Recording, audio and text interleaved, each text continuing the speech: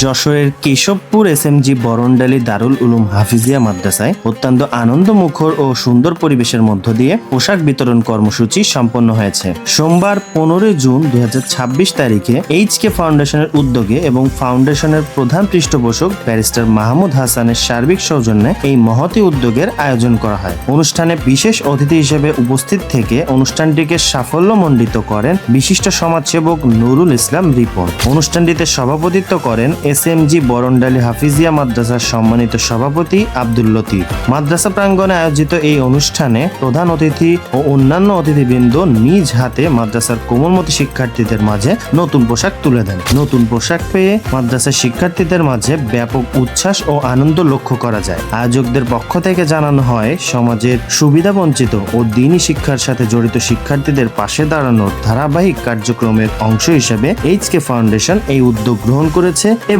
ভবিষ্যতেও এ ধরনের মানবিক কার্যক্রম অব্যাহত থাকবে। অনুষ্ঠানের শেষে মাদ্রাসার শিক্ষক শিক্ষার্থী এবং দেশ ও জাতির সার্বিক কল্যাণ কামনা করে বিশেষ দোয়া ও মোনাজাত করা হয়।